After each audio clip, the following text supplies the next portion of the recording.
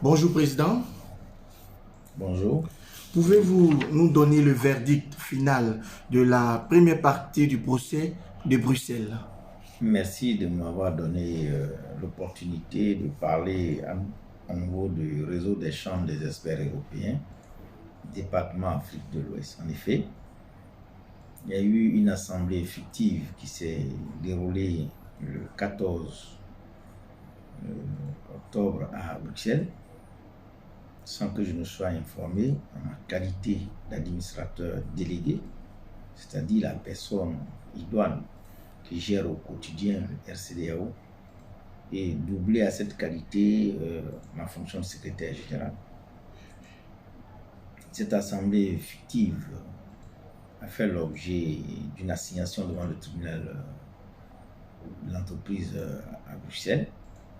Et en avril, le 3 avril plus précisément, une première décision a été produite par le tribunal de l'entreprise de Bruxelles. Et en plus, la deuxième partie s'est déroulée d'avril à septembre. Et depuis le 3 septembre, la décision est tombée. Cette assemblée fictive, organisée frauduleusement et clandestinement par Dawa, a été annulée purement et simplement par le tribunal belge. Et je voudrais me féliciter pour l'aboutissement heureux de cette procédure. Président, quelle sera donc votre actualité les jours à venir? Effectivement, c'est une très bonne question. Je pense que le RCDAO est une organisation non gouvernementale qui bénéficie à ce jour de 5 accords de siège, donc qui donne au RCDAO sa dimension internationale réelle.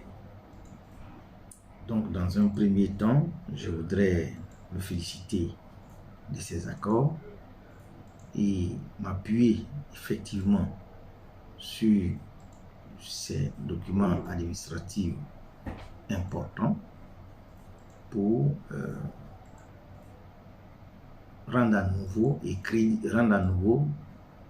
crédible le RCDAO, qui a beaucoup souffert pendant ces dernières années grâce au comportement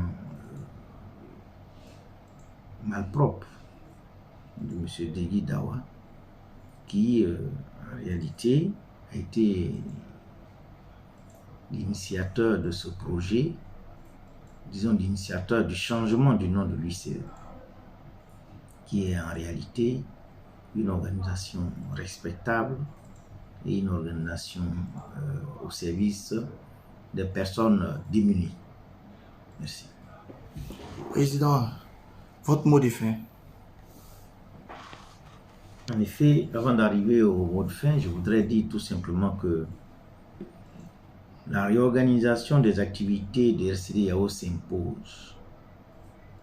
Et la première mission que le conseil d'administration va se donner, c'est de sauvegarder les accords de siège. Bien sûr, tout en s'appuyant sur nos partenaires au développement, tout en s'appuyant sur les donateurs, pour que nous arrivions à aider effectivement les pays qui en ont besoin, comme les pays de l'Afrique, comme les pays de l'Amérique latine, comme les pays qui en souffrent aujourd'hui dans le monde arabe. Vous voyez aujourd'hui que quand vous regardez un peu l'actualité, quand vous suivez l'actualité, vous vous rendez compte que le Liban, la Libye, l'Irak, tous ces jeunes arabes fuient aujourd'hui pour chercher à s'immigrer dans d'autres pays parce que non seulement la mauvaise gouvernance et la corruption a détruit le fonctionnement de ces pays. Donc du coup, la guerre s'est installée. Donc ça crée beaucoup de misère et notre rôle, c'est d'apporter un plus à tous ceux qui sont désœuvrés. Et c'est pour cela que la reprise des activités qui s'annonce très imminente et va s'articuler non seulement autour de l'Afrique, mais autour de ces pays qui sont concernés. Effectivement,